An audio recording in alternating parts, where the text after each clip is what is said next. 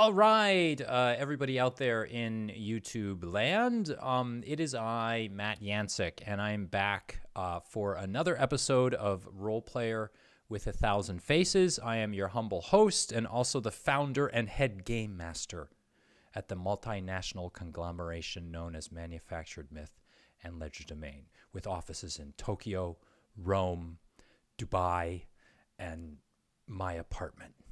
Thank you very much for joining me tonight. With each episode, I like to bring you someone from around the role-playing scene who's doing something interesting. Some of my guests are well-known, seasoned veterans. Some of my guests are up-and-comers, but no matter what, I really like to think that they are all super interesting and they all have something great to say and to contribute to the role-playing scene. But it wouldn't be an episode of one of my shows if I just brought the guest right out and I didn't tease a few things first. As always, I want to thank all of my viewers out there. Again, I know that we're a very small channel, but I really appreciate everybody being out there and joining the channel and subscribing. It really does help me out. If in no other way, it just simply helps me out, makes me feel good, like the stuff that I'm getting out there is getting seen by people. These are people that I think are contributing really cool things to the scene. So I'm happy to see that other people agree with that and other people are joining up. We are just short of 500 subscribers, which would be amazing for me if I could blast, well, not even blast through it. If I could just hit 500, if I could hit 499, that would be super cool. So thank you very much for that. If you'd like to follow me on other areas of the internet, you can always look me up on Twitter as CatWhoWalks99 or Facebook as Manufactured Myth and Legerdemain. And I've said it before, I'll say it again, and I'm saying it now.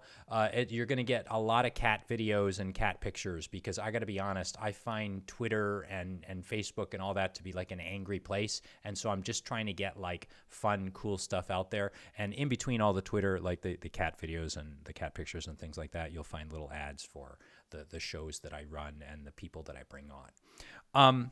But I can tell my mother is getting upset out there. She's saying, Matthew, why are you talking up a storm when you've got somebody super cool to bring on the channel? What are you doing? You are making this person wait, this person who has given you their time and their effort.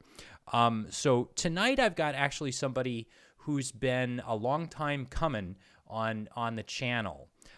So Neal Litherland is someone that I've been kind of noticing for like at least maybe a year and a half, couple of years or so since I sort of started doing this. He's always someone that's kind of like hovering in the background and coming up with some new, cool, or creative RPG technique or trick or product or idea. And I do love reading his stuff. I love looking at his stuff. And I am happy to report that it seems almost like a sickness recently. There have been like an explosion of Kickstarters in the last 6 months or so on the tabletop role-playing game scene. And Neal is coming down from the mount to hand to us his contribution to some of the latest and greatest stuff that's coming out. He has a game coming out called Army Men, a TTRPG of tactical plastic, and we are lucky enough to have him on the channel for tonight. So Neal, it's been a year and a half or something like that. And I've been gnawing at your emails and your Facebook Messenger, and you finally said, okay, I'll come on your program. How's it been going? It has been busy, I'll say that for it. Yeah, it's just going around trying to keep everything going and all the plates spinning that, we started, during quarantine when we didn't have any of the responsibility. Well, I was going to say, actually, you are really busy. Like, and I wasn't kidding, folks, when I said, like, he's been hovering, like, in the background all the time. I feel like you're always doing something. I'm sure you must have a life outside of role playing and this scene. You can correct me if I'm wrong, but like I'm always seeing stuff that you're kind of creating or contributing or working on. Um, this is not, and we're already off the rails because I've just thought of this right now. But like, do you have a life outside of RPGs? Do you do something by day? It's barely. No, this is me 24/7. It is a term I crafted a while ago to explain to people what it is that I do. I refer to myself as the literary mercenary for folks who have Mm-hmm. been to my writing blog. Mm-hmm. That's the title I use there.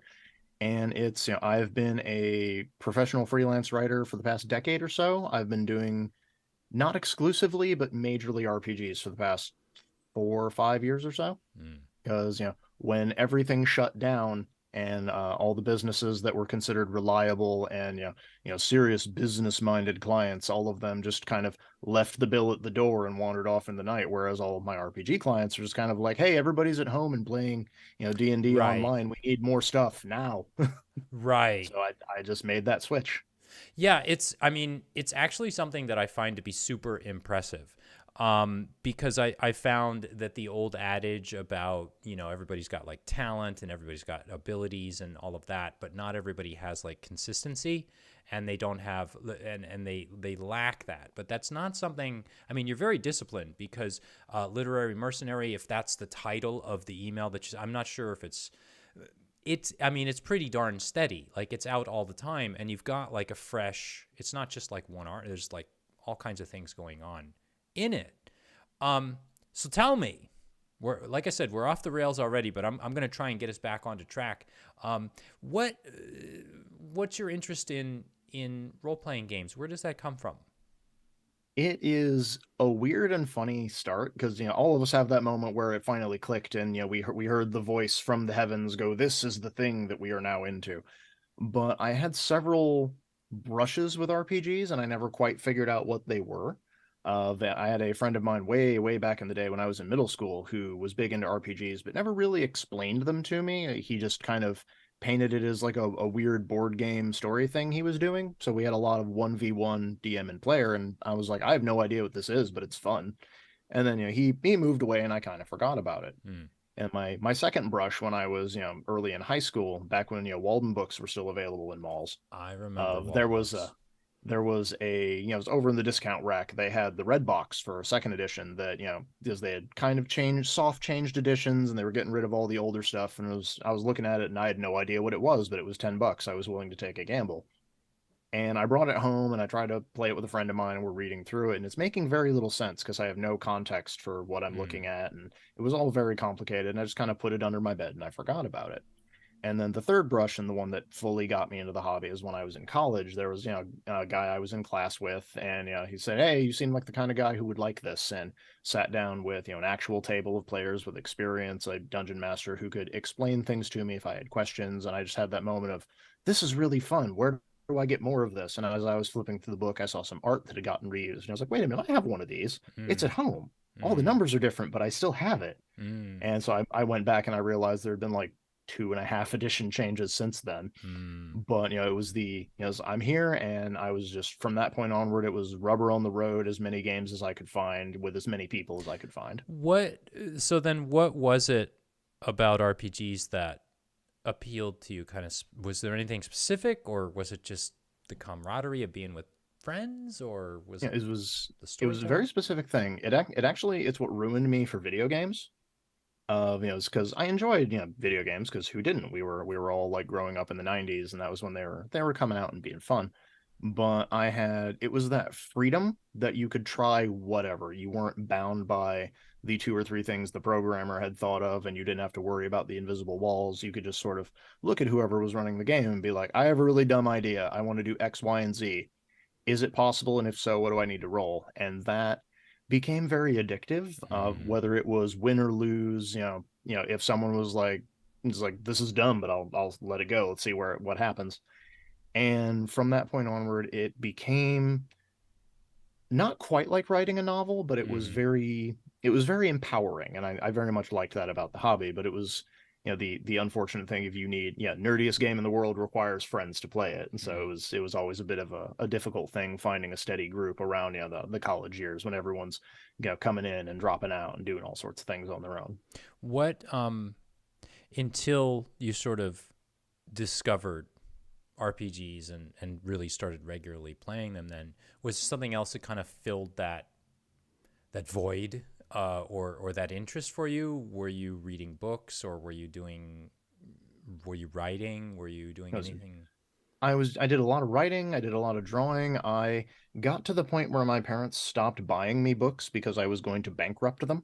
Mm. But at that point it was weekly trips to the library, and Yeah. unknowingly it was one of those fun things of when you do something and then years later it makes sense. Of because I liked fantasy and I liked sci-fi, I had found a lot of books that unbeknownst to me were tied into RPG settings. So I had read some Ed Greenwood, I had read a lot of the Right. BattleTech series that a friend of mine was really Mm. into. And so, when by the time I got around to RPGs, I had unknowingly a foundational knowledge of what was going on. I was same friend that I made in college who first got me into Dungeons and Dragons. He kind of wanted to take a break after a while. Once he and I became roommates, and we were changing groups and changing people. And he was, I was thinking about running a BattleTech game, and he goes to launch Mm. into explaining what it is. I'm like, no, no, stop. All I want to know is, are we in the era of the clans or not?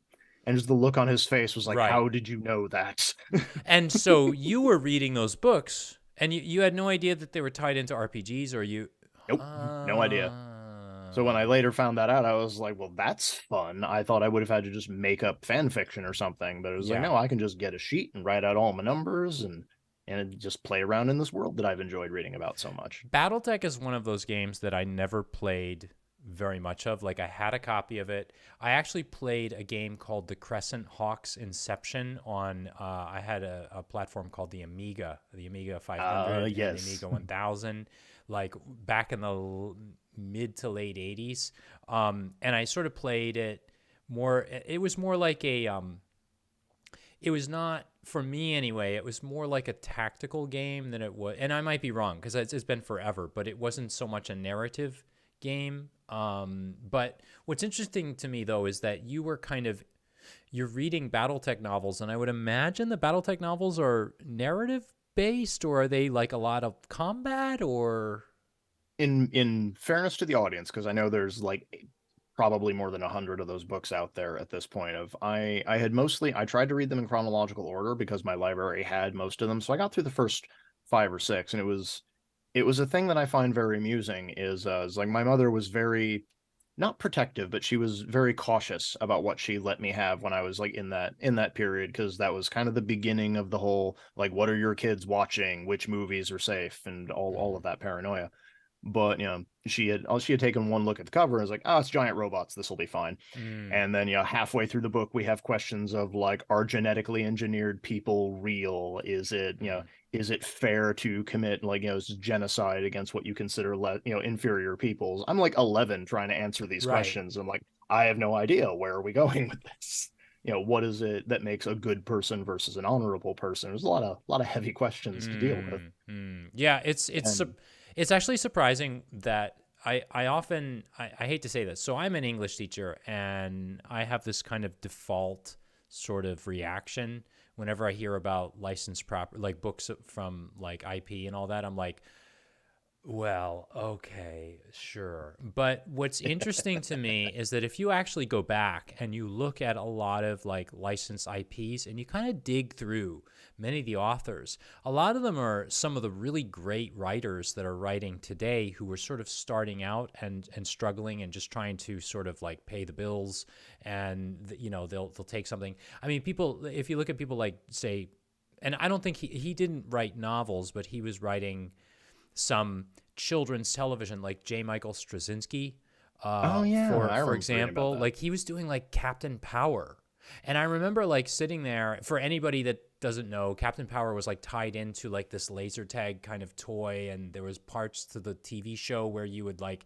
aim your laser gun at the at the screen, and somehow you could interact. I can't remember, but it was supposed to be a kids show, and I remember as like a older teen watching it and going, this is actually kind of good. And I'm like, I can't pronounce the name of the writer on it. And then like a few years later, he hits with, of course, with like Babylon 5.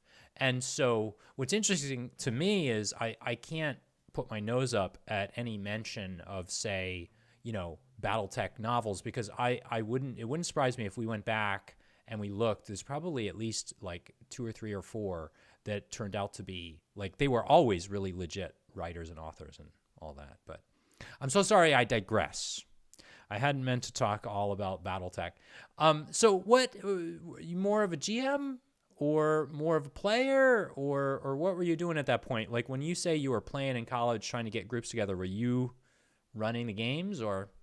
Yeah, that is a thing I did not try for many years, and even now, as I'm organizing a Changeling the Lost LARP, and I say this with my full chest of, I will only step up to run a game in two circumstances. One is nobody else wants to do it, and the other is there's a lot of newer players, and I want them to have a good experience, and I want them, because it's a mark that I have of, if I or like my group brings someone into the hobby, and then they're seeing all the DM horror stories and Right. thinking it's a joke. I'm just like, oh no, you never had that experience because like we didn't put you through that. So you're very confused about tables that have all of this unwanted tension or all of these, the players scraping against each other and Mm-hmm. parties eating themselves. And so it's also my hope that if I can run a really good game, if I can get people really invested, the DM bug will bite somebody else, and then I can go back to being a player. So you actually enjoy, now this is something that I don't often hear from creators. You enjoy being a player, obviously, in an immersive, good game then.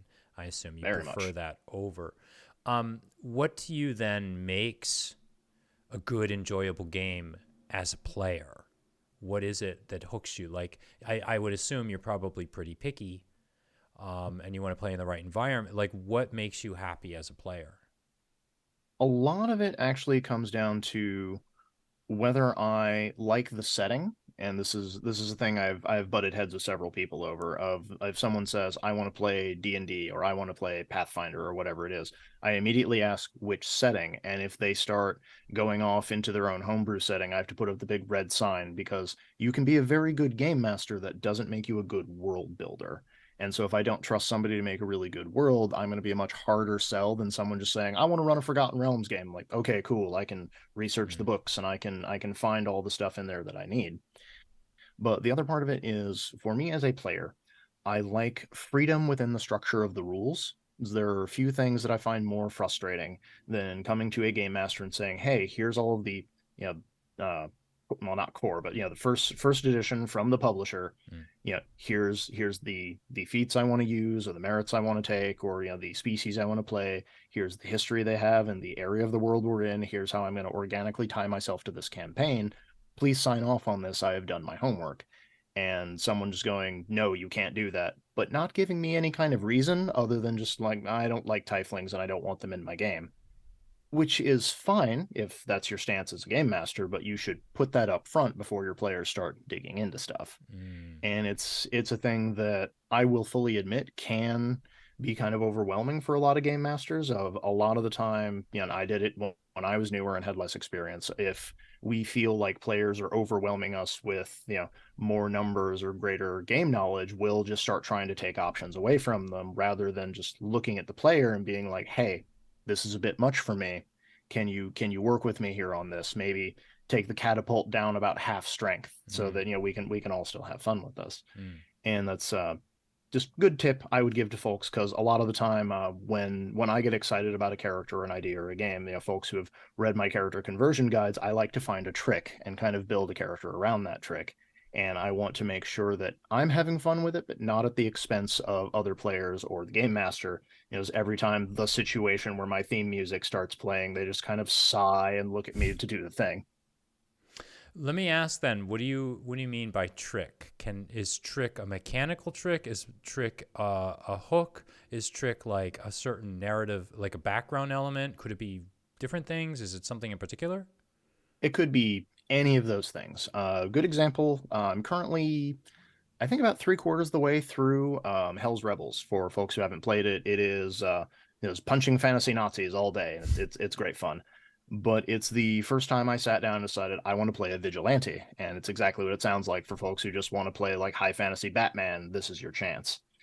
And I just kind of sat down with it and was like, okay, I want to play a character with an extraordinarily powerful right hook who has just a shtick that he does throughout this city of at this point between my character and his Robin, who is an illusionist, we have convinced most of the smaller members of the city that it is haunted by the spirit of one of Eridan's just dead servants. So there are just certain parts of the city that the Datari, the police force, they just won't go to because they keep finding their members like strung up by their ankles with a sign on them saying you are not welcome here. And like that is a very loudly mysterious shtick. And yeah, part of it is just the story thing of I wanted to sort of take that, the Caped Crusader idea and just Mm, retool it so it made sense in this world. It's very operatic, it's very Cheliax. But I also wanted to take the mechanics, which can be kind of overpowered. Of my DM just checked all of my math. It was like, no, your intimidate check is in the 40s, and you don't have to roll a die for it.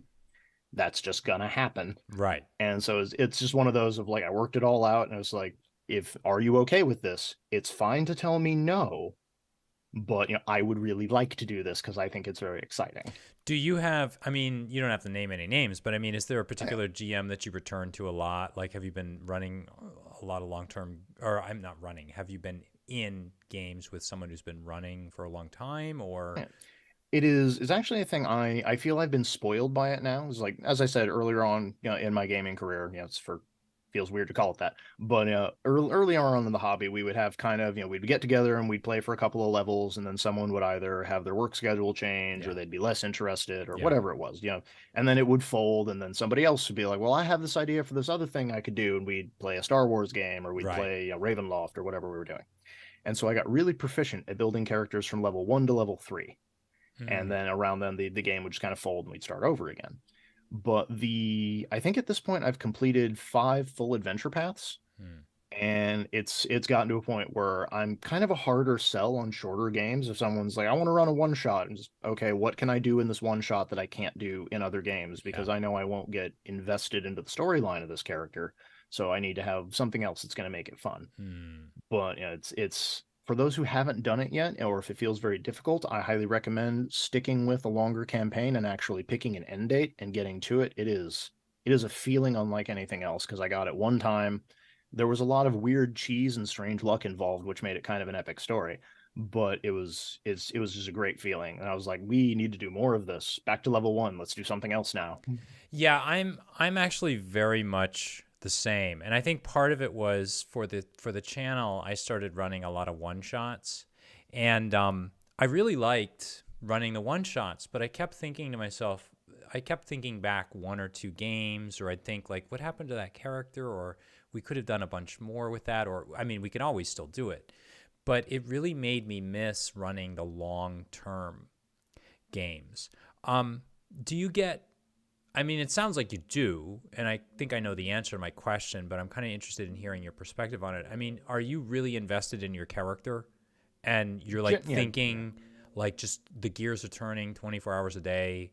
Like, what am I going to do at the next session? Or I got to check this out or, sometimes it's not usually that intense, but I do get okay. very invested in a concept, and it's as I said with the ghost, as I ended up naming him, because I just decided like, what do the people in the city call him? He's Mm, gonna pick whatever name they choose.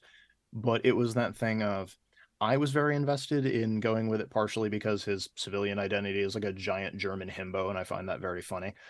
But it's there's a lot of downtime scenes I'll do with either other players or with the game mm, master, or I'll for folks who haven't caught it, I have some like short story style session write-ups for like the first couple of sessions for that game. And part of, I think, the way I get to cheat is because this is my job. Anytime my brain's like, okay, we're spending a lot of effort on this. Why are we doing it? I'm like, shush, this is job related. We're gonna make money off of this right. somehow. How? I don't know. I'll figure something out. It'll be our next blog update. Don't worry Yeah. about it. I think that's the dream, right? To merge the entertainment and the fun and the joy with like some returns on it, at least Absolutely. financially. Um, when was it though then that you sort of thought, okay, I'm gonna start trying to put some stuff out there. I'm gonna try to like, uh, I'm creating this stuff. I want to do something with it. When did that happen? This is actually one of my favorite stories to tell because it proves a point that I try to tell folks. If I'm far from the most successful writer, either short stories, novels, RPGs, whatever it is, but it proves a point that I try to bring home to people of because we have this idea that it's like, it's brilliant creators that are rewarded, or like people who have all of this, money and backing, they're the ones who get rewarded, probably unfairly because nepotism and whatnot. But a lot of it just boils down to raw, stupid chance and what you're willing to just like throw your line out for. Because it's the advice we always got of the worst they can tell you is no. So take a shot, see what happens. And I was actually on the Paizo website way back, and this is probably like 10 years ago at this point. And I was just clicking around on the FAQ section. I was trying to find if there was an errata for a thing I was doing in game, and I just saw on the lower left-hand side of the screen, "Would you like to write for Paizo?" And I was like, Mm. "I would, website. What is this?" Yes. And so I sent an email, and it turns out like because the company was a little bit smaller in those days, like it just went straight to the desk of James Jacobs. And like he wrote me back and it was like, "Hey, can you give us some samples? What do you want to do?" And I was like, I didn't expect it to actually go to someone important. I thought there'd be a Right. bot. Right. And so I kicked him a couple of short story samples that I had. I was very fortunate because I didn't have a lot published at that point. Hmm. So I just had like a couple of independent things I'd put up on the internet. But he took the time where lots of other people would have just seen the website they were on and be like, no, never mind. But he read through them, decided like these are really good. What do you got? And so he kind of let me write The Irregulars, which was my first Pathfinder tale, which was Hmm. about sort of an A team of like the best and the brightest at the bottom of the barrel, just going around sabotaging other countries on behalf of Andoran, just freeing slaves and blowing up mines and all that cool stuff. And at that point, I was very fortunate as a creator. I could just walk up to anyone's booth and hand them my business card, and when they would say like, "Well, who are you? What have you done?" So I just finished up this thing for Paizo, and they were like, "Oh, we need to get this guy immediately." Hmm. And so even though I only had that one credit and it was for fiction rather than mechanics, I had a slew of people going like, "Oh, we heard you worked for the top of the order. We would like to be able to claim that we have Paizo writers, here." And so I did a lot of stuff for Total Party Kill Games. Mm-hmm. I did some stuff for Flaming Crab, and it just once you have enough people on your resume, it just kind of grows of its own volition because then you have people and they have friends, and they'll be listening to a friend of theirs, talk about a project they're working on. Maybe they don't have time, maybe they just need a few extra hands, and then that's how you get your email handed out. Mm-hmm. And So it so just it hairballs.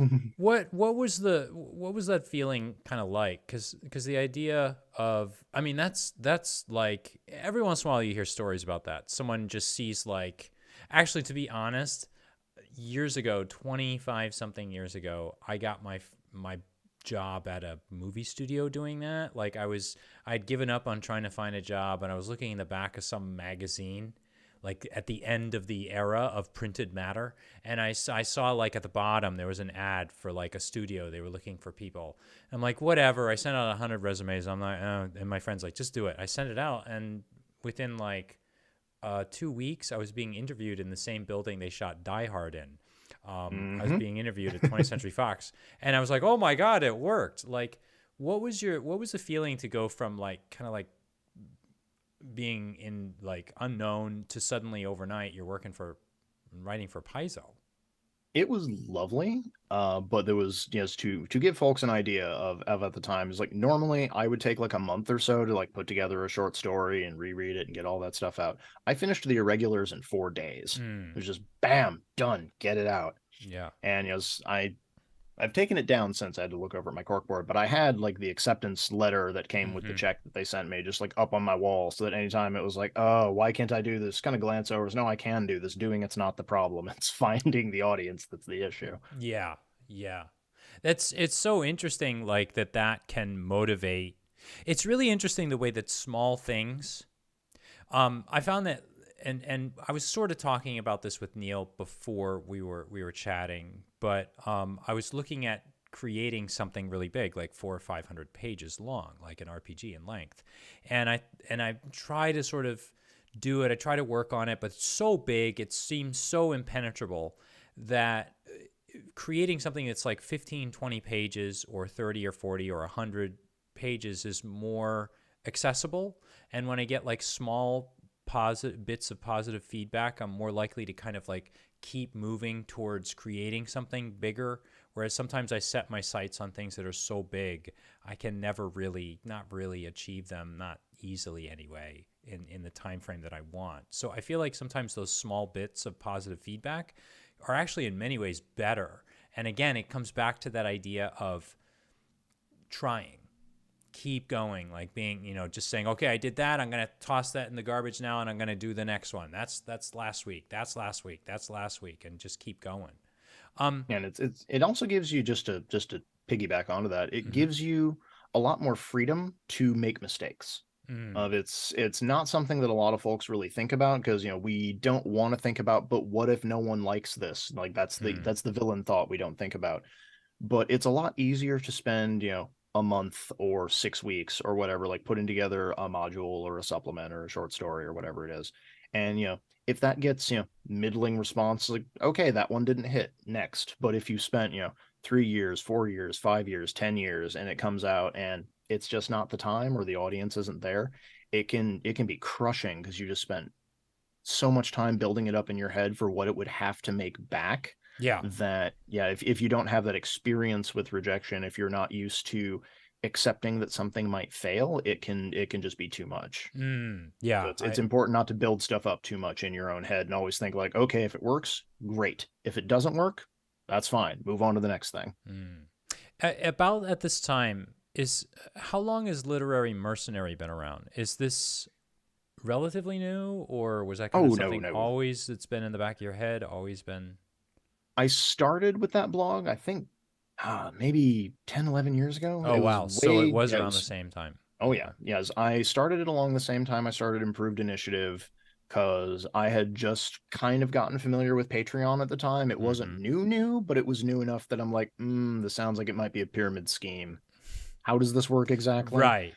And then I tried it out. I'm like, well, I'll do an author's blog, and I'll talk about writing books and all the little stuff about the industry that I had learned, that I found would have been very helpful for someone to just sit me down and go, okay, look, you can't trust anything you see on TV. That's not how the publishing industry works.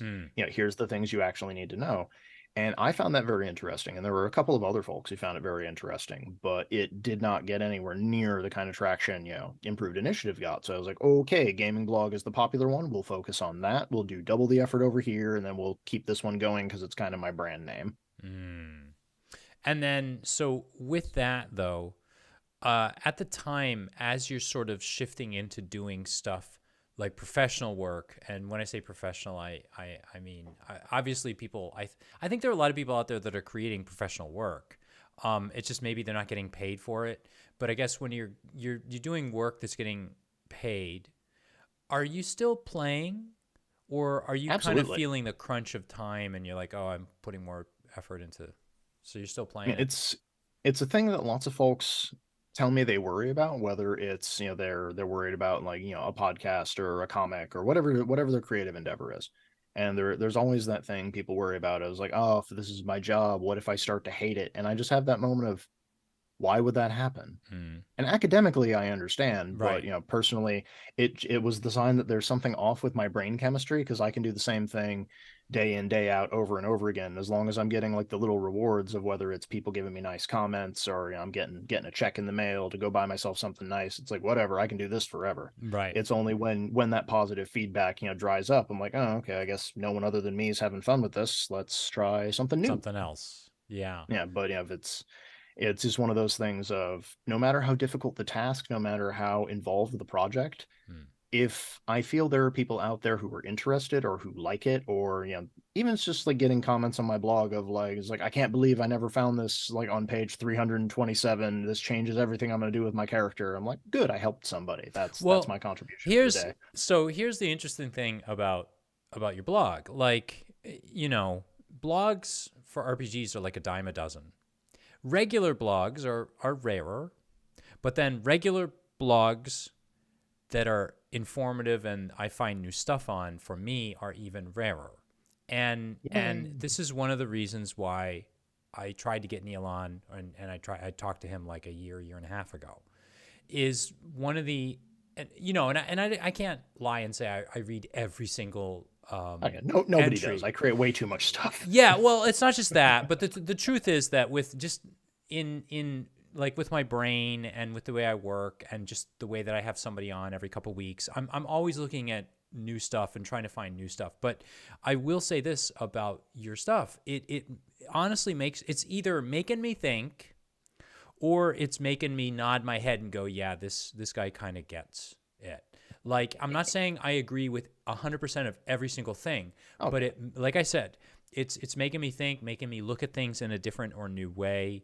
And I can always sort of count on it being, worthy of a read.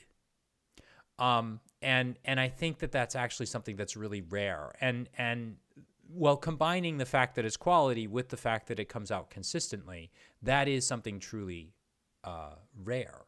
Do you think how do you think that maybe running and playing, or I should say playing games up until the point that you've sort of started your blog and now you're on Kickstarter and all that stuff, do you think that it influenced you when you started doing the work yourself? Did you say, they did that wrong, or they did it okay, but they could have gone a little deeper? Or were you sort of looking at other people's work, or were you aspiring to do as well as You works? have Or you have discovered my wellspring of inspiration. aha, It is a thing I've said on a couple of other interviews, but and I think I wrote a blog on Literary Mercenary about it, but most folks who read my gaming stuff don't also go over to my writing stuff.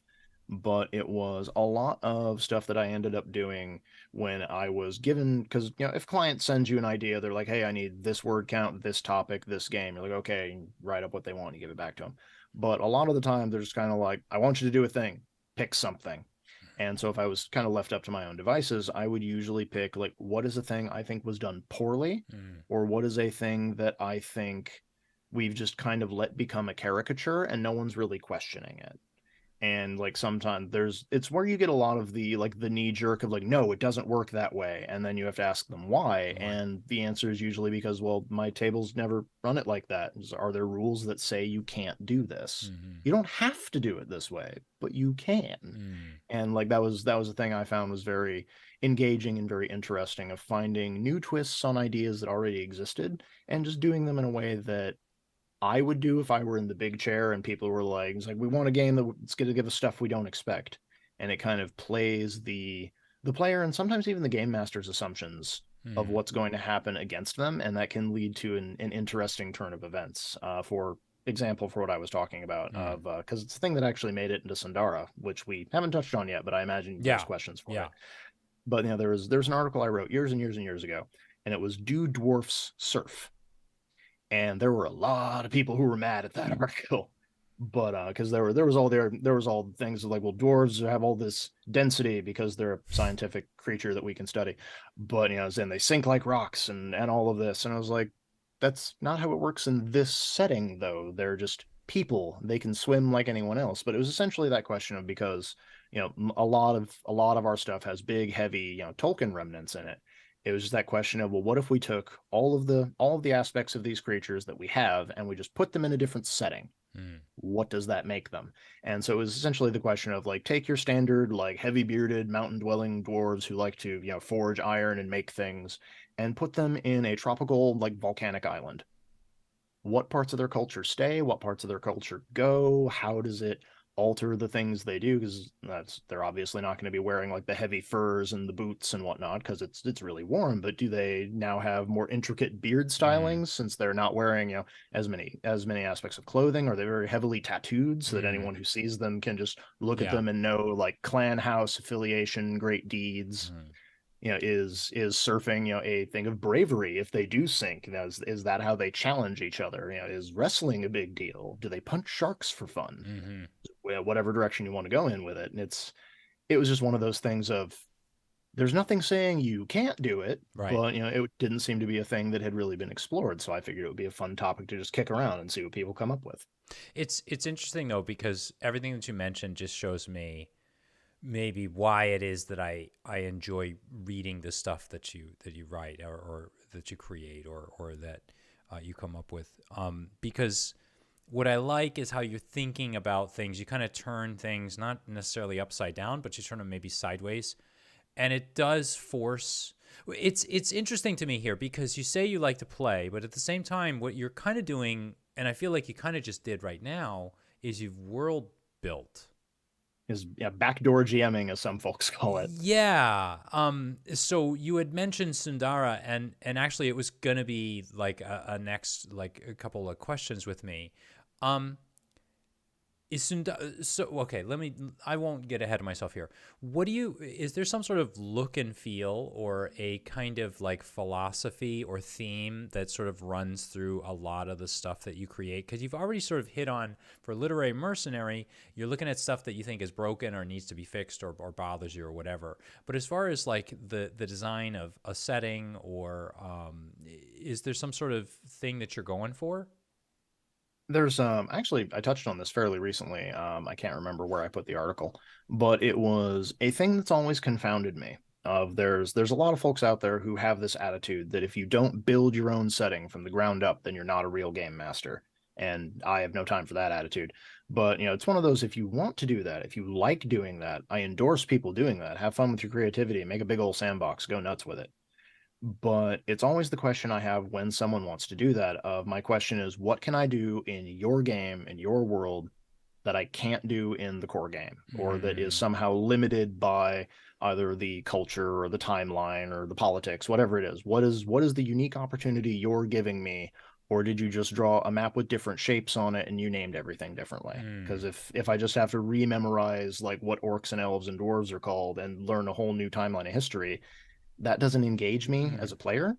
But if it's something like, as well here in like this game, orcs don't have, the baggage that we associate with. They're not viewed as like a savage or a brutal species. Like they were like the head of this empire and they're great peacekeepers and whatnot. So I'm like, okay, that's a new cultural thing I don't see very often. Let's follow that. See where we're going with this. And that kind of thing can get me very engaged. But at the same time, I feel like a lot of folks want same, but they want it homemade. mm. But it's that whole thing of like, why go through like the hundreds of dollars of ingredients and time and energy when you can just go to McDonald's and get the same thing for $3? Yeah. Because Actually, if that's really what you want. right. Right. And actually I can kind of see now I'm tying this back to what you mentioned about about whether or not dwarves surf, because you're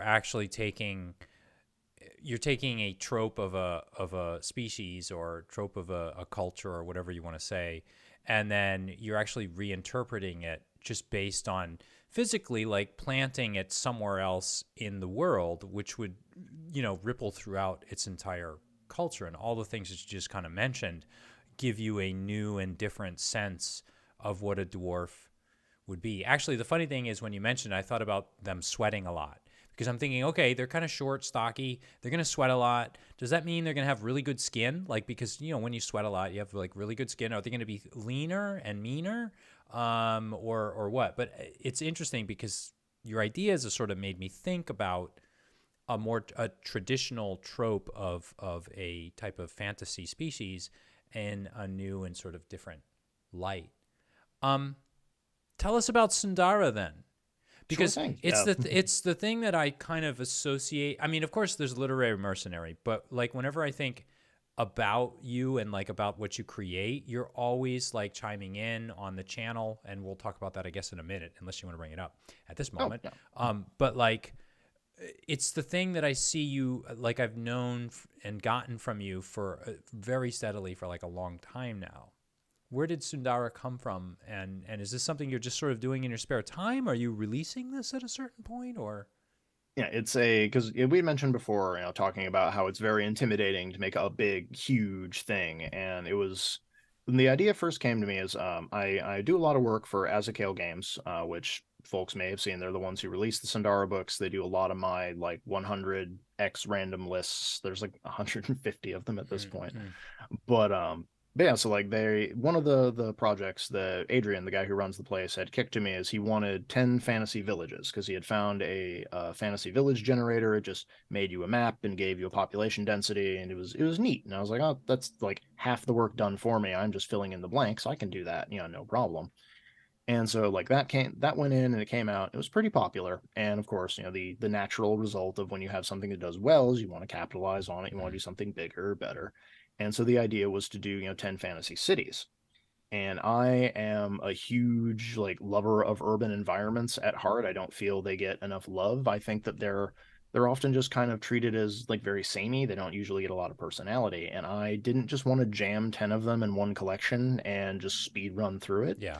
And so I was like, okay, let's do one fantasy city per book and we'll go real deep. We'll give a whole bunch of, quest hooks and NPCs and rumors and all of these fun things. And I'll throw in some mechanical goodies for, monsters or potions or weird stuff you can get. And by the end of the first one, it was Iron Fire. I had that moment of like, oh, this isn't just going to be cities. This is a whole interconnected history setting. I'm like piecemeal building here. Oh, excuse me. And so after the first couple of those came out and folks were just like, ooh, a new thing, this is fun. And I figured, well, as long as people like it, I'll Mm. just keep going with it, keep building on it. And so I would kind of have like one kind of central core idea for each of the cities or for each of the species when I started doing Species of Sundara, and I would just kind of maypole around it of just the whole thing of like change one thing, where do the ripples go? Mm-hmm. What does that do? And kind of incorporate it so it was a way that, traditional fantasy RPG players could look at it and be like, this is familiar, I know this, I've seen this before. And then, they take a bite of it, but it hasn't been spiced like Mm. this. This is a new experience, even though it's got a very similar texture. And it was kind of what I wanted was for like new players to be able to come in and just take it all in, like no questions asked, and for experienced players to still have something where they were like, I haven't seen it done this way before. Mm. What does that mean? You know, as you explain this, something just sort of popped into my head that I associate with the videos that you put out about Sundara. And I don't know if, and you can correct me if I'm wrong, but what's interesting to me about those videos, they almost seem a little bit like a confessional, or they sound like you kind of talking your way through something that you've created. And I'm not exactly sure what that means, but the thing I think now that interested me in when I was watching them was looking back at myself watching the videos. I'm thinking to myself, I feel a little bit like you're putting it together as you go. And your videos are sometimes like a diary of your experience having created, even though they're not explicitly, you're not coming out and saying at 5 o'clock I did this and blah, blah, blah, blah, blah. It feels a little bit like you're working through the pieces.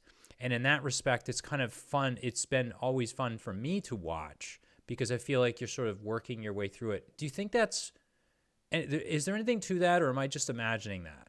Oh, there's at least something to that of I feel like the idea is very clear in my head, Mm-hmm. and like there's going to be some people who, can read between the lines and figure out the subtlety of what's going on, but I don't want anyone to have to do that. So if I finish a thing and I look at it and I see kind of where this puzzle piece fits into the ongoing Yeah. saga, I then want to explain to people, who maybe like they saw the art or they read the preview and they're like, I don't know if I want this one, of like, here's the new thing I did. Right. Here's what I think makes it unique. Right. And like, if you just want it for that, you can just use it for that. But if you want to add it into whatever greater setting you're doing, you can do that too. Mm-hmm. It's a thing that I had mentioned previously to other folks. But when I made Sundara, rather it was part of the decision to do it the way we have is just purely financial. Yeah. Azakale Games is a really Yeah. small company. Like I don't have like 2 years, 3 years, 4 years to just do a big old chonkin world Mm. guide that maybe like five people will be interested in. But if we can slowly build Yeah. interest doing it a little bit at a time, and then people are like, we really like where this is going. So it's kind of a serialized world building exercise. Yeah. Yeah. Yeah. Yeah. It's a cool like idea, and actually a few episodes ago I had Jess Penley on. She's from Underground Oracle, and they are doing a new, or they just successfully funded a Kickstarter called Harrow the Blighted. Woo! Playing, yeah, I know, great. Like that's what I was saying. Like there's this fever this year. And she did something kind of similar. Her partner Keith Penley. They were putting out like I can't remember if it's like on a monthly schedule. They put out snippets and they'd Mhm. stick to like one world for 6 months and then they switch to another world for 6 months and 6 months at a time, and then they put these things out in small little doses, and it sounds a lot like that, except on in this instance you're building the entire thing. Is there a plan to put it all together? And I don't think it'd be 5 people. I think it would be more than, I'm sure it would be much more than that. That would Here's be hoping. interested. Yeah, I mean, I As mean, I have like a map of the overarching mm, settings kind of over on the side of, okay, this is where that is, and these are over here, and here's the timeline. Hard line stuff as mm, possible, because I know there's a lot of fantasy settings that are like, in 700 blah, in this era, this major event happened. It's one of the things that I wanted to change, kind of, tilt the diamond to a different facet of history is very squishy as far as, mm, Sandara goes, of like there's stuff in the modern era that people like, we know it because we saw it, we were here for it, that event was, seen by my grandparents, we wrote it down, it's in modern mm, libraries. But if you go back far enough, like it gets confusing as to, did this king actually do this thing the book says, or was that, imperial propaganda trying to get people to believe it, and that just happens to be what we remember?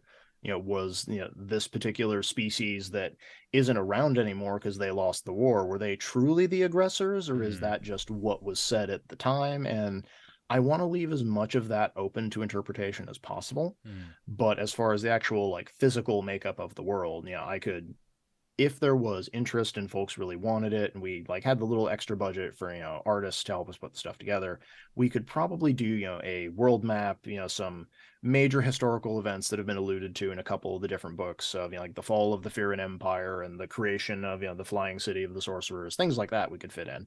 But there wouldn't be like a really detailed list of like, and in this city the population is 50% human and mm, 20% orc, and things like that.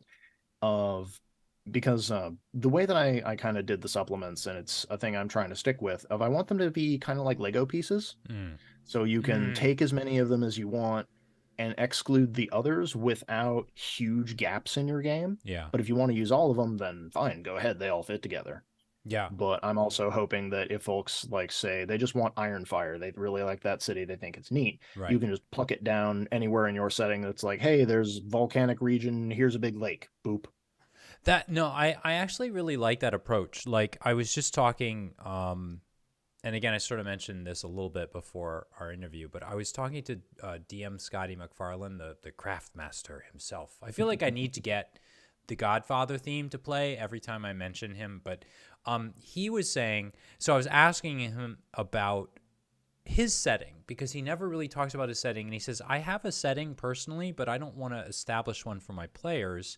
I guess what he prefers to do is come up with adventures, and kind of like what you described, they're like puzzle pieces that sort of fit together, and you don't even have to use this part of the puzzle if you don't want. You just add this other one in, and it can be next to this city or that city. So I like this idea. Like I like this sort of modular idea, and I like this is cool for the game master because the game master has far more freedom to, based on what the players are doing. Maybe the players are going to go in a certain direction. He's like, wait, I don't need a small city to be next to the big city. I need another big city. So you just pick up the big city and you move it like over here, and suddenly the two big cities are next to each other, and it fits everything much better.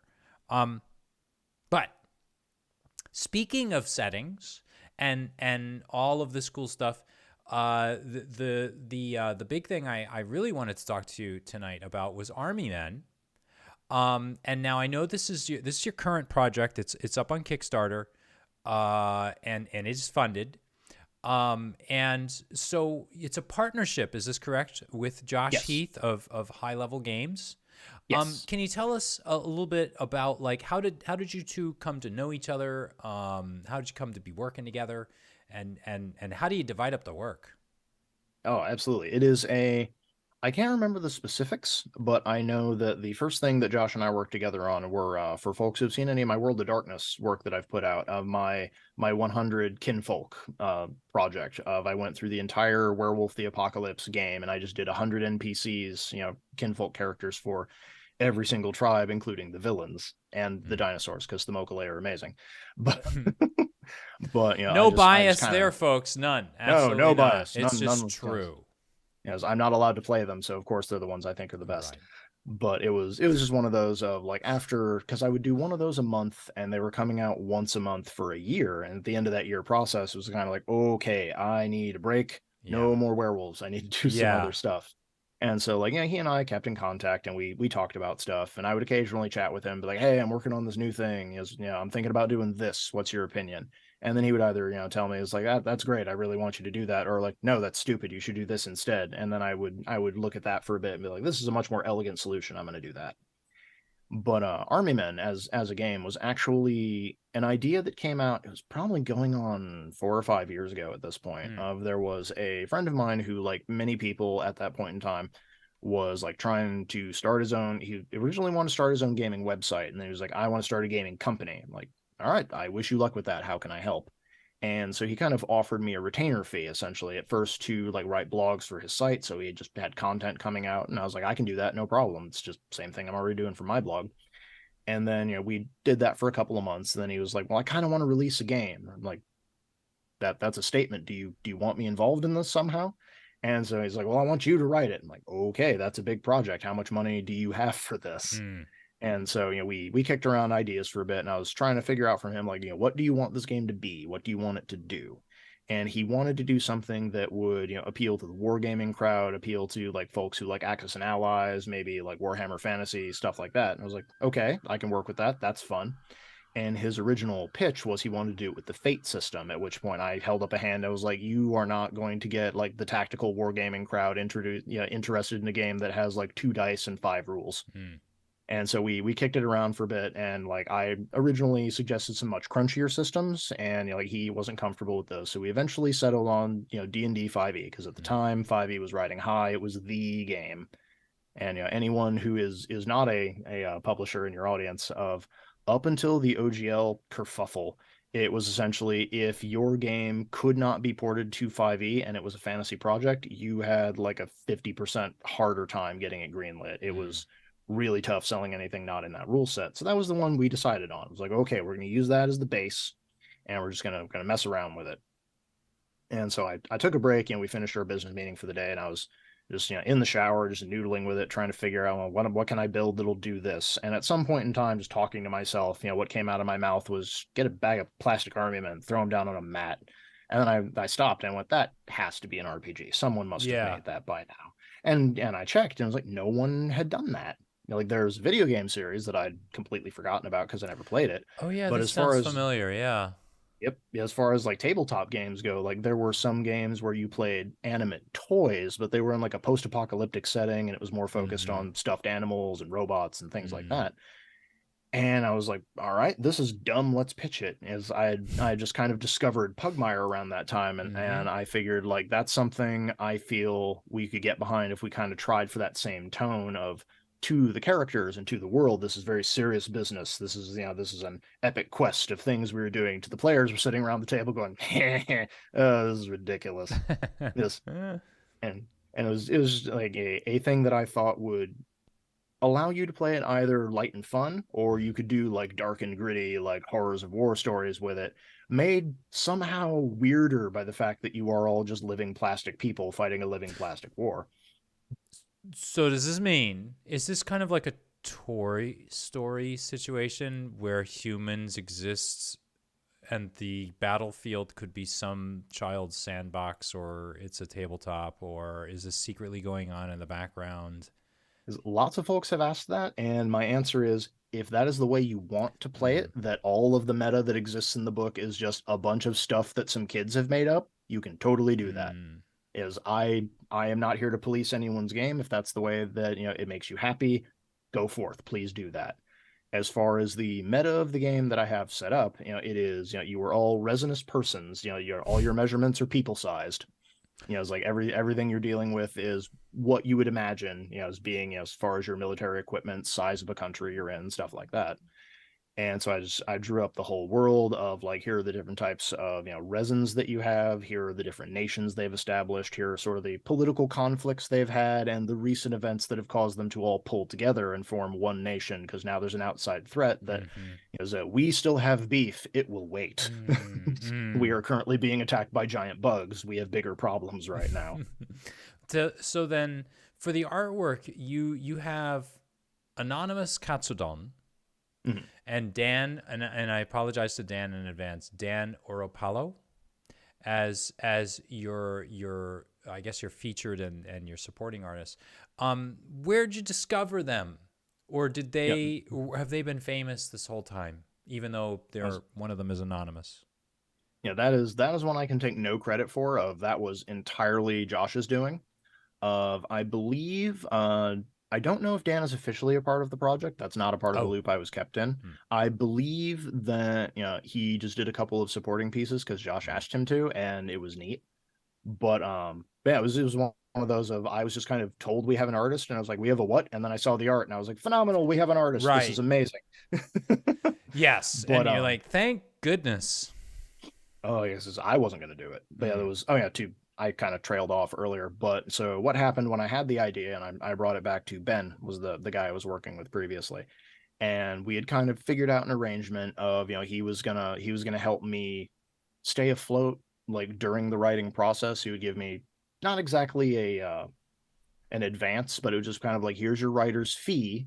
mm, And I was like, okay, I accept that. That's what I need for the month, along with all my other work, so I can turn you in one chapter a month to get this game going, because I was just the sole writer, sole creator. mm, And the project was eventually put forth as kind of a 5e add-on, because it was mm-hmm. assumed at the time that, like, well, anyone who's playing this obviously already has a 5th edition book, so we don't need to reprint all of that stuff. Right. And then, after 2.5 ish years working on the project, I was on the introductory module, which is the last part of the whole game.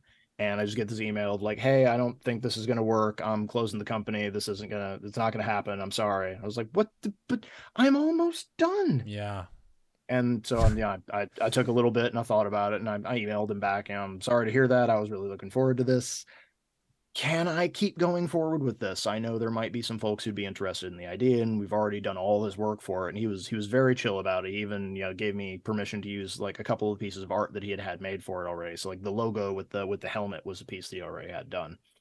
And so I had talked to Josh about it when I first had the idea, and he thought it was a really great idea. And he was then very sad when I told him I was working on this for somebody else. Mm, And so when I came back to him about it after, a year or so of just finishing up the last details and getting it all fixed up, and he was like, yes, immediately, we want this. And he talked to Quinn, who was, the other fellow at High Level Games, and we started working out the agreements. And I went to them mostly because I had a mostly complete project as far as just the new stuff and the unique things for Army Men as a game, but I had zero experience putting it all together as a mm, book. I don't do layout. I don't do Kickstarters. I don't do crowdfunding. I don't do any of that. So yeah. I wanted to partner with people who were more experienced, Right. so I could avoid the whole thing of like, you have a good product but you Right. promoted it in such a boneheaded way that no Yeah. one found out about it. Yeah.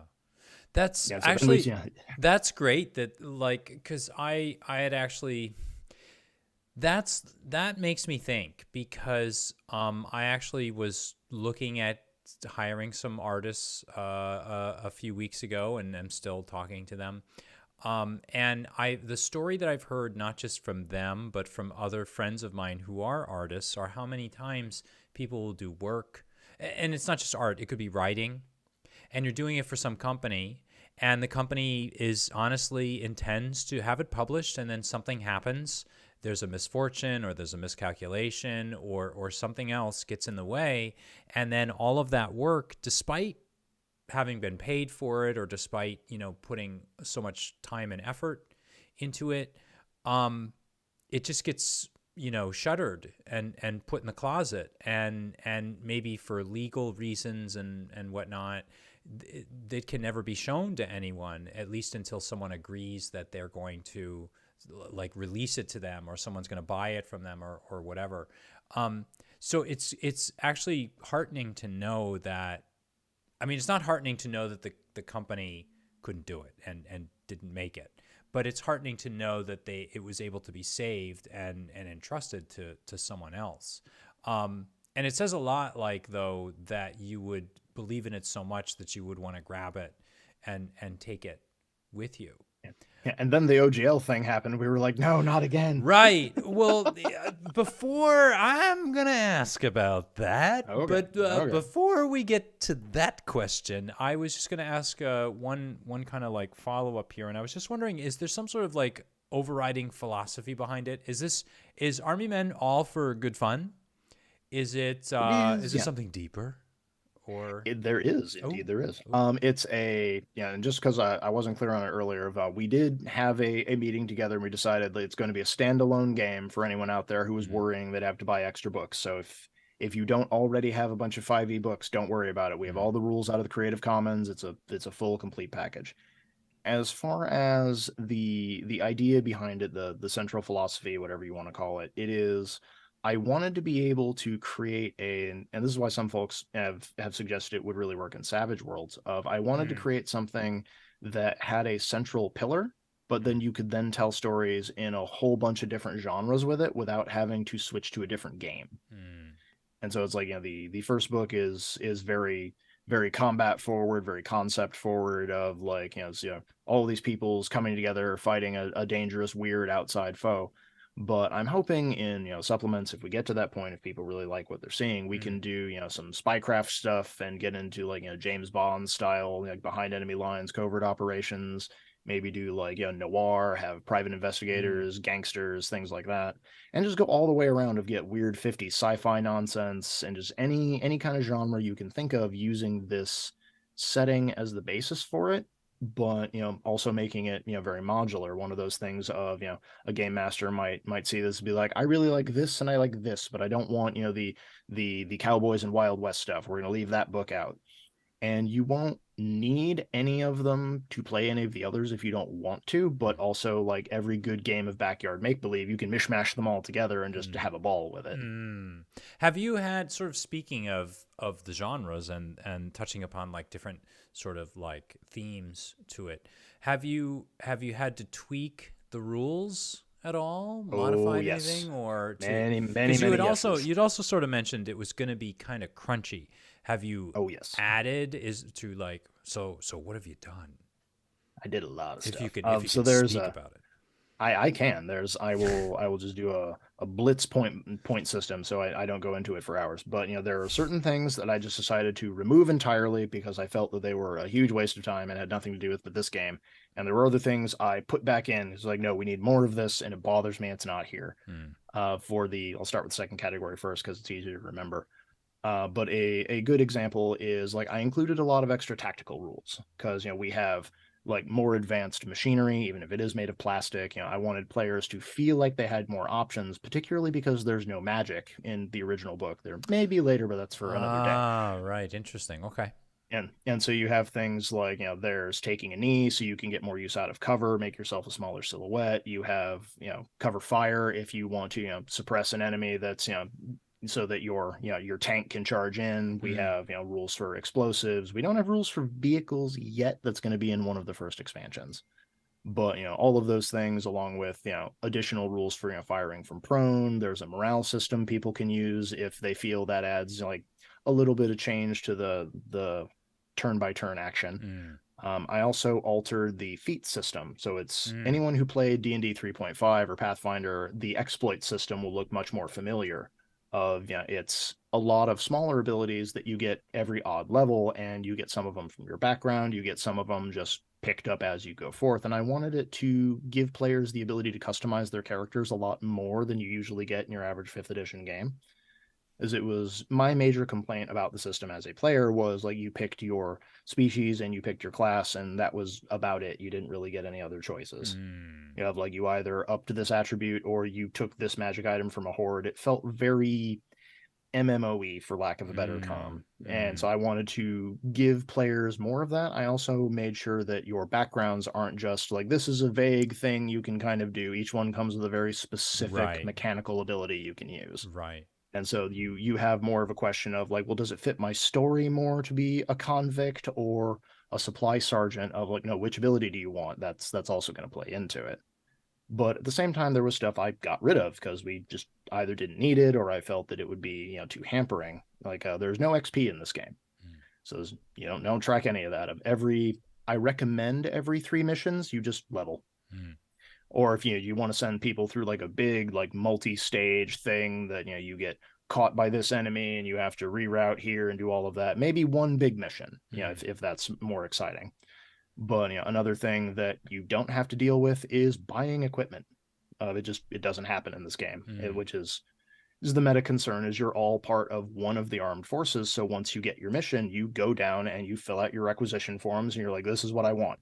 And that gives the game master a lot of ability to either be like, I want this to be a very difficult mission. I'm not giving you a tank. Mm, Or if they just want to do like a big knockdown, drag out, blowout fight, that you can have all of this and more. Here's a case of grenades, go nuts. mm, Where I'm just going to keep throwing monsters at you until you're mm. just out of things. It's going to be big old silly blockbuster fun. Cool. Well, then let us get to the question then. Mm. Whatever could this question be about?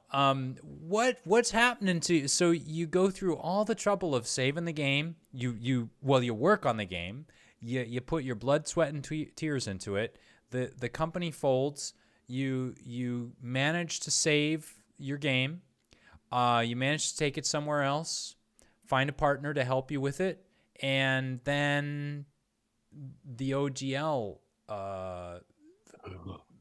Yeah, happens. Where were you and what were you thinking when it when it happened? Like I was in the middle of work. I had fortunately I say, but it's a thing that I had kind of not transitioned to, but I was trying to do more of. It's a thing that I have found as a creator of there are a few things more frustrating than doing really complicated or really rules intense, supplements and whatnot for a game. And then there no one really cares. So it feels like you did all that work mostly Yeah, for yourself.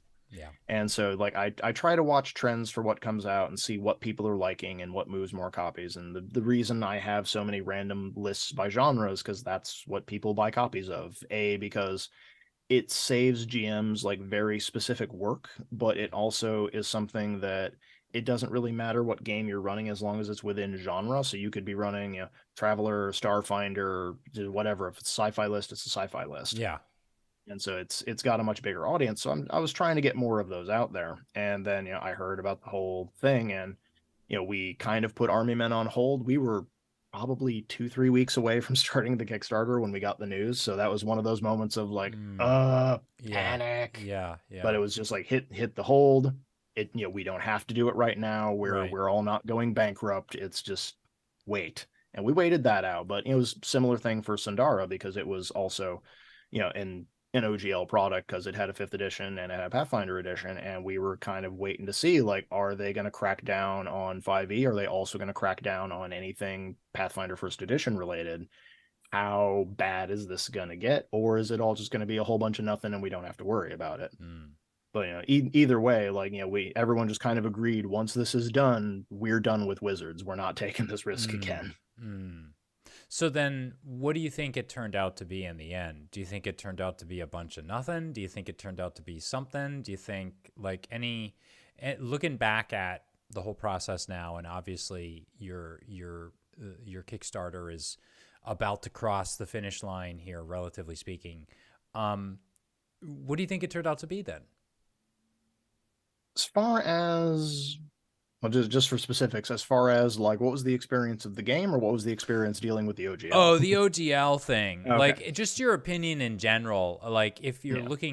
if you're an alien and you just came here and you see that a big company that has been relying on doing this for like decades is suddenly revokes it and or sort of semi revokes it and scares all of the people that have built the support structure that what's your evaluation or what's your opinion on Is that? the yeah, at the risk of my background turning red and spontaneously growing a hammer and sickle, I feel like it was is and this is a thing we've all learned playing Cyberpunk and Shadowrun of it's corpos doing what corpo do of as soon as it's a thing I've seen like the bigger a publisher gets, the bigger really any entity gets, the question stops being about what is sustainable, what is going to keep things going forward, and it's what can we have by next quarter. Hmm. And a lot of the time you'll see decisions like the whole desire to revoke the OGL, and you'll have that moment of like, this is a very dumb decision looking at it in the broad spectrum, looking at the whole history of how we got here, looking at why you have market dominance. It's all because of this thing.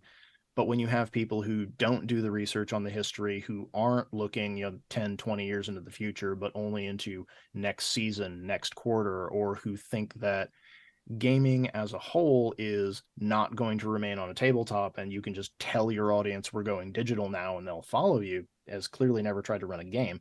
But also Mm, it's just one of those things of it's wrong goals, wrong methodology, wrong approach. And it was particularly frustrating for me watching, because I felt like I was watching someone fail an open book test. mm. Because just I think a Yes, that's year, a yeah, good like a year analogy. before this had happened, Games Workshop pulled a very similar boner with Warhammer 40K. So they wanted to get in on the whole streaming revolution. They had Warhammer Plus and whatnot, and they kind of looked at their community of content creators, all the people doing, lore videos and fan made productions and all of that stuff. And rather than giving them a really sweet deal to try and hire them on, Mm, rather than working with another bigger service, going to Amazon saying, hey, we want to have you produce something, we mm, want a show about Inquisitors, Space Marines, whatever it is, and just taking some of the money, they tried to just boot stamp down on anyone they didn't have direct control over and say, you either mm, work for us or you don't work. And backlash from the community was very similar. They lost probably several thousand people to Battletech, oddly enough. mm, And it's a very similar thing of it's just failures across the board of lack of investment, lack of historical knowledge, lack of knowing your audience, and just really poor public relations, essentially. Is I think either of those situations could have been done differently, and they might have actually, the coup might have worked if they had either used a different approach or used different language or done it more subtly. mm. That's kind of fortunate for us that they didn't as creators. Yes, right. So you have like a better look at really what's going on there. And I think, yeah. And actually, to be honest, I think in a weird sort of way, I mean, obviously, I don't want anyone to lose their jobs. I don't want anyone to have the rug pulled out from underneath them. But I mean, I have to be honest, like I like the idea of people branching out and trying other things and doing different things. And if anything, I think if it just reminds people that there's other stuff out there, well, it's a good thing, I think, in that maybe respect. Um, It was something I had said of the greatest accomplishment Wizards has ever done, has gotten people to play something to other than play fifth edition. other, yeah, yes, there we go. Oh, you said it so much better than I ever could. What do you think? So working on Army Men now for, I guess, going on quite a few years here.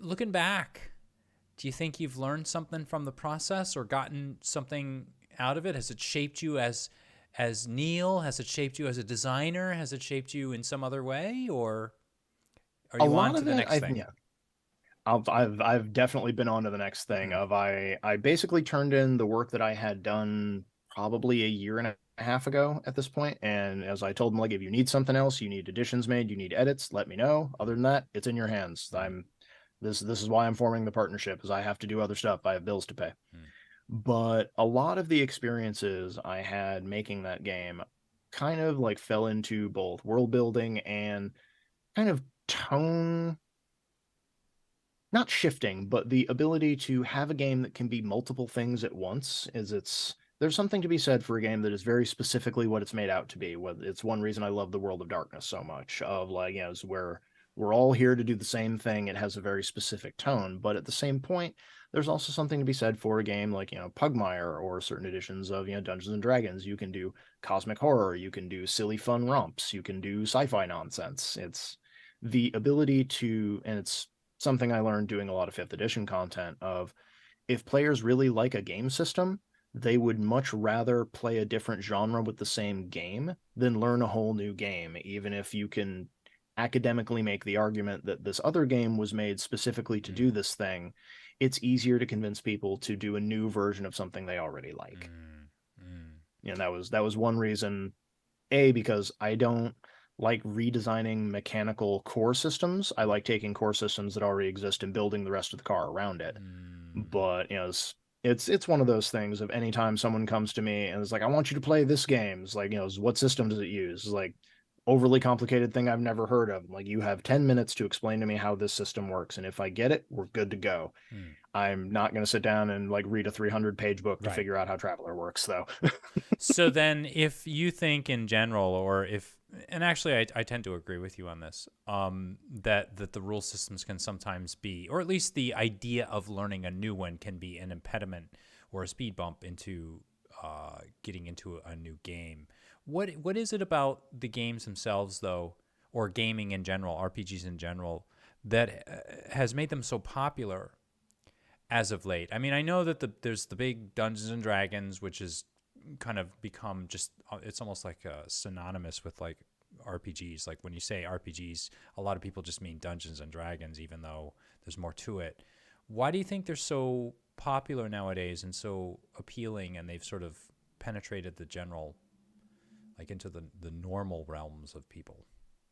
I think a lot of it is there are just so many pop culture explanations of what it is now that it's kind of demystified the whole process for a lot of people. I can remember going back as far as, the 90s, they had cartoons where they'd have the D&D episode. I know Dexter's Lab had one. Mm-hmm. It made me laugh every time. But, between, and then today we have, Critical Role, the whole explosion of just, YouTube live streams of games, podcasts of games, and that's a medium lots of folks can access that previously in order to learn a game you had to like get a black robe and learn a secret hand sign and go into a basement and somewhere, and it's much more accessible. And I think another part of it is it's been made sexier, for lack of a better term, of Mm. like you have celebrities playing games, you have like it's like handsome people, attractive people, like people who with quote unquote real jobs who Mm. enjoy these things, and so it takes a lot of that stigma off. Mm. But the other part of it is just how big certain things have hit, whether it's Vox Machina or the success of oh, I'm trying to remember the name of the TV show, Stranger Things. That's what I'm Mm. thinking of. Mm. And it's just people see that and they think, well, that looks like fun. I want to get in on that. And then they try it out. And some of them like it, some of them don't. And then just the icing on the cake for all of that was just everybody staying home, getting really bored and thinking, well, I need a new hobby. Let's Yeah. try something, anything. And a lot of folks like finally just had that moment of like, well, I don't have to be up for work tomorrow. All my friends are on Zoom anyway. Let's give it a try. Let's see how we Right. like it. Right. Actually, that's And I was going to say that's kind of like one of the big things that actually happened for me. I was sort of lamenting, up until the pandemic, like, "Oh, I don't have anybody to play with in person anymore. I'm not sure what I'm going to do." And then when the pandemic hit, I'm like, wait, I've been teaching online for 8 hours a day. Why can't I just run a game 4 hours a week on Fridays or something? And then mhm. suddenly I'm playing again like crazy. And not just with like one particular group of friends in the same town. Not that there's anything wrong with that. I actually really love that. But I'm playing with like a guy that lives in Europe, and like another friend who she lives like in Mexico, and then like another friend that lives in Alaska, and we're all playing as long as we can get our time zones straight. We're all playing together, and they're meeting new people because I'm asking all my friends from around the world to play. So it's a different form of socializing, and it's a great entry into like making new friends. And And I think that's definitely another part of it is there was at least previously part of the reason I didn't get into it until I was in college is like I lived in the suburbs and I went to a very tiny high school. I was probably one of the nerdier folks there and I didn't know what RPGs were. How would mm, anybody else? But now it's like for all of the bad experiences you can have, like random clicking through groups and hoping to find one you jive with, like it's the your next group is just a click away. You yeah, don't have to like go to the local game store and try to suss folks out and just hope that this pickup game actually happens. It's much easier to get into and there's a much lower risk. As I like to think that it's a much scarier proposal to like get up from a physical table, tell right, everybody like I'm sorry this isn't working out, and then scooch past them out of the game store, yeah, other than just like, oh, I'm sorry, connection issues, boop. Whew, yes, that was thinking the same thing. Or you can just hit the just disconnect and don't even have to explain. What Yep. um what sort of impact do you think the games are having on the players and the people that are running them? Do you think it's changing people, like either on an individual basis or maybe even on a cultural basis? Is something sort of happening in gaming now? Um, When I've finally gotten old enough that I'm officially calling myself a grognard because I can. But it feels like everything old is new again. Of It's a very weird feeling of I'll be scrolling through Facebook or Reddit or wherever we are, and I'll see people having a very heated debate, and I'll look at it and I'll be like, we settled this when I was 20. And then I'll look at who's playing. I'm like, oh, the babies are discovering the thing we were Yeah. mad about. Yeah. Oh no, we're gonna have to learn them some history. Yeah. Ah. So like it is one of those of it is there's a lot of new tools, there's a lot of new games, there's a lot of new ideas floating around, but it also feels kind of like, the moves and change that fiction has gone through. There's this idea that, gaming, sci-fi, fantasy, any genre thing, it's always been the way we see it when we're young. And then we rediscover like these great ancient gems, and you'll have people. I even had this happen to me during the pandemic. I started reading the Elric novels because I Mm. never had, and then I started getting actively mad because there were so many things in pop culture that had taken from it that I thought were really Right. creative and unique. And I'm like, Yeah. you stole that. Right, right, right, right. Yeah, it's really interesting sometimes when you're sort of digging around and there's like a little pocket. Well, for me, there's more than one. There are many little pockets, and they're out from history, things I haven't read, things I haven't watched. I'll go back and I'll watch them. I'll go, wait a minute, now I know where such and such came from today. That's stolen. But then if I'm honest with myself, I can go and I can look at the pockets of Shakespeare or the pockets of like, Mm-hmm. the Odyssey or whatever that, ideas just sort of have a new, well, the best ideas maybe they have not just a new coat of paint, but they've got a lot of stuff done to them. They're like surfing dwarves. Um, Absolutely. Yeah, I feel like that is a big part of it. It's just all these same ideas are being put together and repackaged in new ways for new generations and new world, but a lot of them are honestly reaching back to stuff that either hasn't been touched in a while or things that got like a re-release. Like Hero Quest, I know recently had a re-release, and yeah, I'll see stories of it from some of my slightly older friends who are Gen X, and they'll have like their kids or their nieces and nephews. They're like, it's like, oh, what's the thing you're checking out? You wouldn't know about it. It's this band called The Cure. They're like, I saw them in concert. Shut up, I'll slap you. yeah, it's weird. Like sometimes I'm shocked by the things that the young folk know these days. I'm like, really? I don't know. I was just having a conversation kind of like this with someone on Discord about like how the oldies channel is Mm-hmm. shifting. Yeah, it's It's Whitesnake now. shifting. I'm like, what are you talking about? Oldies is stuff from the 50s and early 60s. That will forever be like, that's me like as 7 years old in my father's garage listening to that. I don't know why they're playing like Pearl Jam on the oldies channel now. That makes no sense at all. Um, Programming issue. yes, it must be. Yeah, I'm on the wrong channel. How do you or what would you like to see happen? Is there anything you sort of mentioned before about how your MO for at least part of your creative side for Literary Mercenary is to find things you think need to be fixed or you want to do a different way. How would you like to see the industry steered in the next few years? What would you like to see? Is there anything in particular or? Yeah. There is one thing I'd really like to see, and I know I'm not going to get it, which is why I don't push very hard for it, other than just the stuff that I make and try to get people interested in it. But is again, I have very weird brain chemistry, and what makes me happy is digging through a really dense game and finding weird ways to tweak and toy with things. And that is a very specific enjoyment that not a lot of players have out of this new group. It is a thing that I have been finding. The more I've talked with people, the more, we'll say, less than helpful criticism folks have left on my Kickstarter is there seems to be a lot of the current crop of gamers, either like folks who have gamed for a long time and like they're tired of just all the rules, or there's newer folks who feel that the rules are very limiting and they don't want to deal with that at all, that they very much want rules light games. They want games they can pick up, read through in 15 minutes and be ready to go. They want a game where creativity rather than numbers is what decides, win loss, for a system. And I feel that while that has its place, and if you like it, go for it. That is, I'm not going to tell anyone to stop doing that.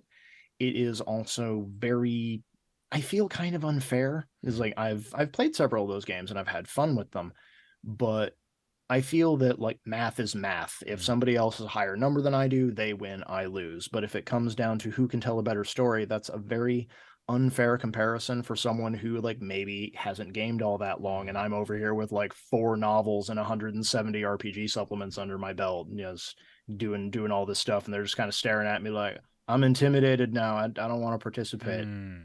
And it's like that's just a me personally thing of I like games where we can have all the story and we can do all of these things and explore these really fun worlds, but I like that to be decided by, a roll of the die and who planned a better sheet, who has the right ability, rather than Mm. who came up with the zaniest idea, or the DM just going was like, well, there isn't a rule for it, so I'm just going to say this happens, even if you don't like it, because there's no paper shield to stop me.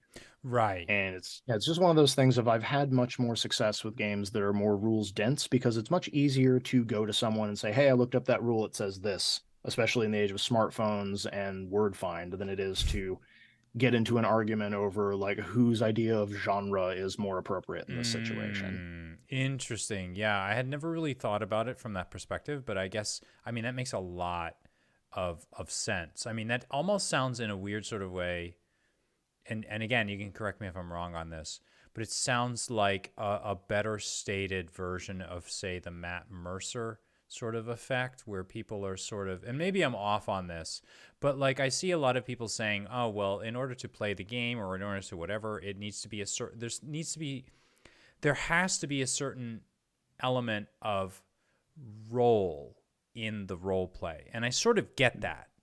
But sometimes I feel like the balance is off. It depends on who you are, right? The balance can be off. Some people want more role and some people want more ROLL role, more of the side of. So there's a balance in there that I think is like really important. Um, if I gave you a blank check, what is Neal Litherland going to do with it besides go to Vegas? I have a game, and if there's anyone from Onyx Path, White Wolf who is watching, I would love to do this. It is one of those ideas that I had, and I do not know if there is any way I could like shrink it down to a supplement that would fit onto one of the other games, maybe release it via Storyteller's Vault. The idea I had was a slasher, a game of bloody legends. Mm, And it's very similar to some of the other properties they've put out because great minds think alike. I would have to retool certain aspects of it, but it was that idea because I love the World of Darkness, I love the Chronicles of Darkness, and there's this a fun balance of getting to play the monster and also asking what tools does that give you that you don't have when you get to play a hero, and just looking through all of the different creatures they touched on, all of the different aspects of this kind of sphere. I felt that while slashers had been poked at a time or two, mm, there was a book they did for Hunter that had them. They've mm, shown up in a couple of the newer ones. I cannot remember their titles off the top of my head, but I don't feel like they ever got like the center stage spotlight mm, treatment. And they're a very unique modern monster. They've mm, only been around ideally since the 70s or 80s. mm, And I think it would be really fun to have a game where folks get to make their own myth, but at the mm, same time ask, what are these particular monsters and what are they not? And maybe have that moment of when you're opposing the quote unquote good guys in the form of, the girl who lived or mm. other aspects from those films. Are you evil, or do we have just a skewed idea of what makes a monster? And like it's one of those things that I would love to do, but it is big page count and a lot of time and a lot of energy, and I would have to get a very specific company to agree to let me to use their dice system. So it's kind of been on the back burner until I'm at a con somewhere and I can talk someone's Mm. ear off about it. Well, on with that to bring us back down to earth then, and I can always hope and pray for something like that because that sounds really cool. So Army Men's a success. The Kickstarter's ending soon. Um, what's like the next step? I know that you mentioned you sort of moved on from it. Does this mean you'd sort of already mentioned like the other genres and whatnot, but is there something you can tell us that you're sort of working on right now that maybe we'll hear about in 6 months or a year or something like Yeah. that? What I'm hoping for anyone who's listening who think Army Men sounds like a cool concept, there's still time to go back it. We're hoping to sort of hit our first stretch goal before, Mm, it's over and done with. It's probably 36 hours or so at this point. I don't have it up in front of me. But what I'd like to do is a couple of smaller supplements to sort of like give a couple extra cookies to people who bought the book, maybe give people who didn't buy it a chance to get something smaller, just mm, flip through it and see, well, what is this game all about? I'd like to put out a couple of mission packs. I had an idea for a smaller supplement of Army Men Medals of Honor and introduce a sort of a medals system. It's based on if your players do something particularly outstanding during a mission, you can then award them with something permanent that they can use, either as a bargaining chip or get this particular kind of bonus later on as a way to, because you're not going to give them special magic equipment. You're not fighting dragons, but they are still judged for their performance, and it works as a way to sort of mark interesting moments in the game. But I also have ideas for motor pool. I wanted to do probably the next big book, if we can get enough people interested and get them really picking it up, was Soldiers of Fortune, which, if the first one is very World War II but Starship Troopers, like, that one would be A Team but a backyard group. Oh, that And so sounds it's cool. because the core game is so predicated upon you having a paymaster and a group that you belong to and can tell you where to go on missions. Soldiers of Fortune is for all of the people who, I like this game, but I don't want to be an official member of the military. And it's like, here you go. This is your mercenaries, your contractors, your people on the run doing your traditional hero jobs. And so whichever version you like, you can then institute that system one way or another. Oh, that's awesome. So you can pick between the two, or more, actually. Well, Neal, thanks very much for joining me, and for those of you watching at home, I highly recommend checking his stuff out. I highly recommend checking out Army Men. I must confess, I've had a whirlwind of a week or two. So what I ordinarily do is I put the links to everything that Neal is working on in the description below. I haven't done that, but I'm going to do that right after we get off of this interview right now, so that you can just click through. But I highly recommend checking this stuff out. As everybody knows, I bring on people that I really want to talk to. I bring on people that I think have something cool or interesting or different or new to say. If you like my channel, I think you're gonna like what Neal is doing with his stuff. So for all of you out there that have been watching tonight, thank you very much. To you, Neal, thank you very much for sparing some time to come down and talk to me here in my Thanks for having me. It was a lot of corner of fun. the internet. I appreciate you being on. Everybody at home, thanks so much for watching. Have a great night. Have an awesome game. And as always, please do stay safe. I'll see you on the next episode.